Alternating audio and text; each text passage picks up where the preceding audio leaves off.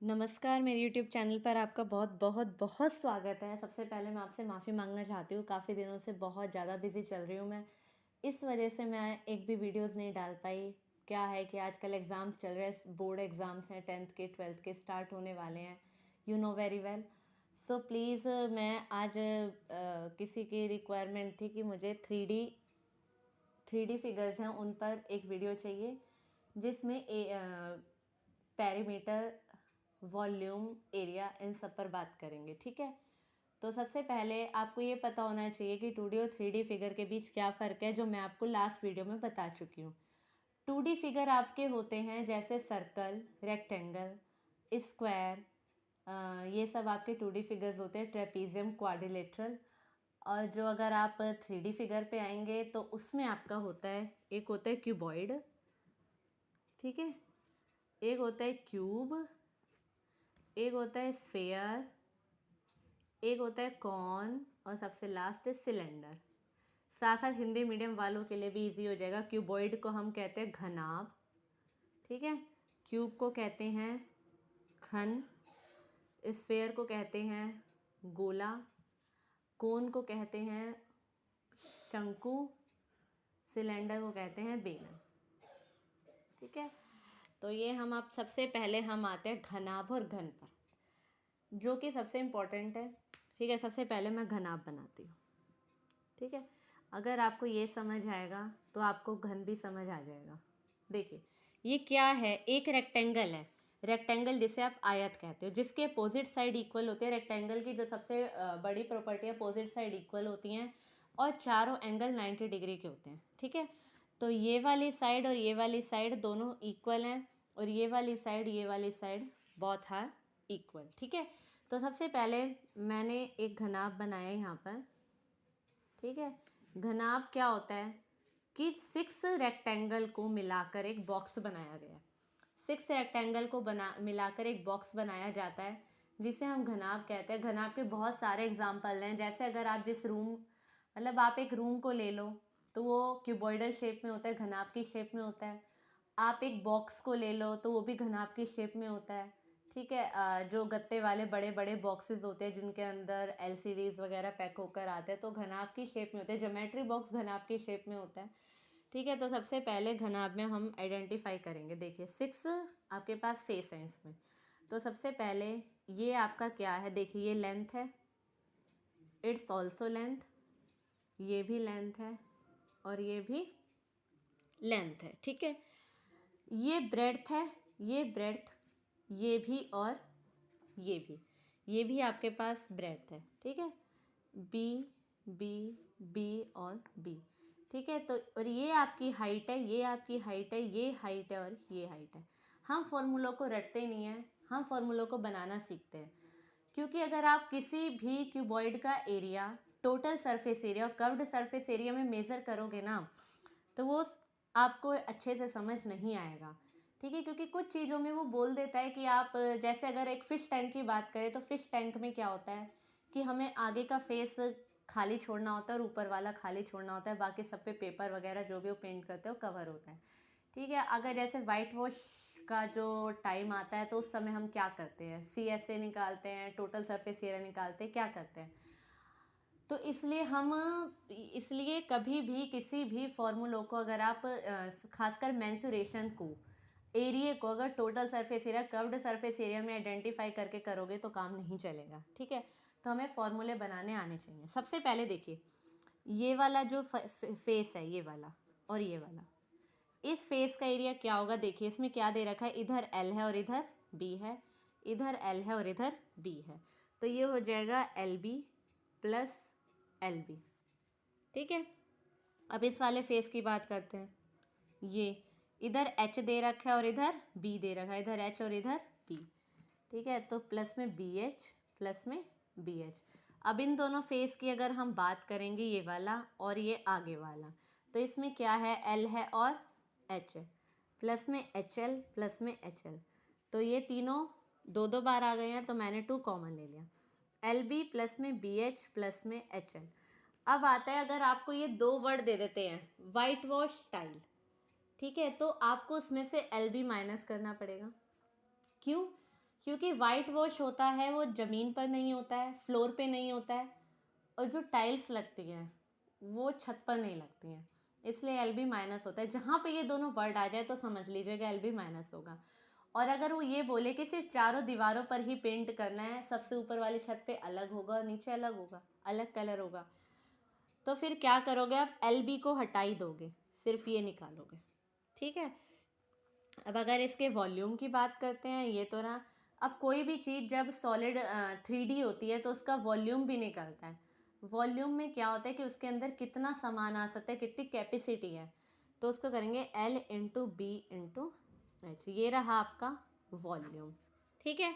अब अगर क्यूब पर आते हैं थोड़ा सा, क्यूब में क्या है, क्यूब में आपके जो 6 स्क्वायर होते हैं, स्क्वायर की सबसे बड़ी प्रॉपर्टी, चारों साइड इक्वल और चारों एंगल 90 डिग्री। ठीक है। तो जो 6 आपके स्क्वायर हैं, इनको हम एक बॉक्स बनाएंगे। ठीक है। 6 स्क्वायर को मिल, अब एक स्क्वायर का एरिया क्या होता है, साइड इंटू में साइड, लेकिन अब इसमें कितने फेसेस हैं, 6 फेसेस हैं, तो इसलिए मैं इसको 6 से मल्टीप्लाई करूँगी। सेम टू सेम ऐसे अगर इसमें जैसे हमने इसमें एल बी माइनस किया था, तो अगर आपको ये बोलेगा टाइल या वाइट वॉश जैसा कुछ आ जाता है, तो आप उसमें से एस स्क्वायर माइनस कर दोगे, 5s²। और अगर खाली 4 दीवार का एरिया पूछता है तो 4s²। ठीक है। और अगर आप इसके वॉल्यूम पर आते हो, तो यहाँ पर L into B into H तीनों अलग हैं, इसलिए हमने तीनों को मल्टीप्लाई किया। यहाँ पे L भी एस है, बी भी एस है और H भी एस है, तो S इंटू एस जो कि हो जाएगा S⁻3। ठीक है। ये आपका क्यूबॉइड है, ये आपका क्यूब है, जिसका मैंने आपको वॉल्यूम भी बता दिया, एरिया भी बता दिया। ठीक है। तो अब आपको ये इसी तरीके से सम सॉल्व करने पड़ेंगे। क्यूब और क्यूबॉइड के बाद हम आते हैं सबसे पहले सिलेंडर पे। ये सिलेंड्रिकल शेप होती है, जिसको हिंदी में कहते हैं बेलन। अब इसमें क्या होता है, ये है आपका जो नीचे सर्कल है। ठीक है। तो ये इसका रेडियस है और ये इसकी हाइट है। ठीक है। तो अगर सिर्फ वो चारों दीवारों की बात करेगा तो 2πr/h। ठीक है। 2πr/h होगा। लेकिन अगर वो ये बोलेगा कि जो बॉक्स है वो ऊपर से खुला हुआ है, ऊपर से खुला हुआ है, नीचे से खुला हुआ नहीं है, ये वाला एरिया आपका जब निकलेगा जब ओपन सिलेंड्रिकल पाइप, जैसे पानी का पाइप होता है, वो ऊपर से भी ओपन होता है, नीचे से भी ओपन होता है, तो सिर्फ 2πr/h लगेगा। ठीक है। जिसमें r रेडियस होगा, हाइट ही होगी। लेकिन अगर आपको ये बोलेगा कि एक ऐसा बॉक्स है जो ऊपर से खुला हुआ है, सिलेंड्रिकल टाइप में बहुत सारे बॉक्सेस होते हैं, आप घर में भी किचन में भी बहुत सारे बॉक्सेस देखते होंगे, तो ऊपर से वो ओपन है लेकिन नीचे तो है। और अगर आप सिलेंड्रिकल बॉक्सेस को ओपन करोगे, मान लीजिए पेन है, ये सिलेंड्रिकल शेप में है, तो इसके ऊपर की तरफ ये सर्कल बन रहा है। ठीक है। ये ऊपर की तरफ सर्कल है, तो सर्कल का एरिया क्या होता है, πr²। अब अगर कोई भी मैं इस ढक्कन को बंद कर देती हूँ, नाम आ जाता है क्लोज्ड सिलेंड्रिकल टैंक या बॉक्स, तो πr² 2 बार प्लस होगा, तो 2πr/h प्लस में 2πr²। ठीक है। तो ये आपका है सिलेंडर। अब इसका वॉल्यूम है, बस थोड़ा सा फर्क है। वॉल्यूम में क्या होगा, ये 2 यहाँ से हटकर ना r की पावर बन जाएगा। ये है इसका वॉल्यूम। बहुत इजी है। इसके सरफेस एरिया टोटल, कभी भी आप मैथ को अगर रटोगे, चाहे उसके फॉर्मूले रटोगे, तो कभी भी समझ नहीं आएगा और ऊपर से इतना ज़्यादा कन्फ्यूज़न होगा, बहुत ज़्यादा। तो अगर आप फॉर्मूलों को बनाना सीखते हो और 3D ज्योमेट्री को माइंड में इमेजिन करते हो कि हाँ हम मैपिंग करते हो उसकी, तो ज्योमेट्री ज़्यादा, मेंसुरेशन हो, ज्योमेट्री हो, ज़्यादा इजी हो जाती है। ठीक है। तो अब इसके बाद आते हैं हम कोण पर। देखिए, एक तो होता है हाइट, जो ये हाइट है, एक होता है स्लैंट हाइट। ठीक है।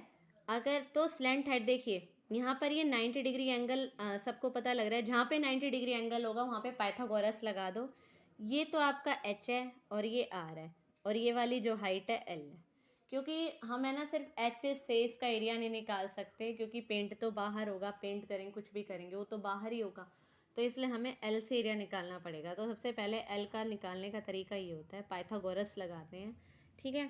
उसके बाद अब आप एरिया निकालोगे तो हो जाएगा पाई आर एल। अब देखिए सिलेंडर में ना दोनों तरफ सर्कल बन रहा था, लेकिन इसमें क्या है, नीचे ही सर्कल बन रहा है। अगर कोई क्लोज्ड कोन है, नीचे से ढका हुआ है, तो पाई आर स्क्वायर भी प्लस होगा।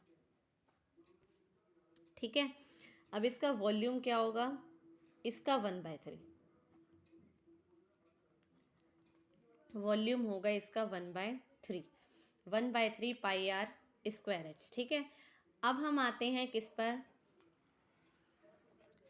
हमारा जो बचा है वो है स्फेयर। स्फेयर तो बहुत इजी है। स्फेयर क्या है, आपकी अर्थ है वो एक स्फेयर है, मून एक स्फेयर है, सारे प्लैनेट एक स्फेयर हैं।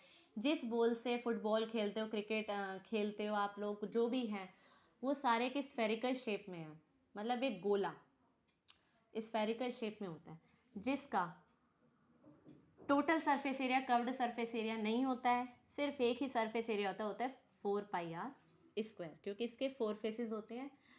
और अगर आप हेमिस्फेयर पे बात करते हो, मान लीजिए आपने एक बाउल लिया है, बाउल जिसमें आप खाना खाते हो, सब्जी लेते हो, जो भी खाते हो, तो वो बाउल आपने लिया है।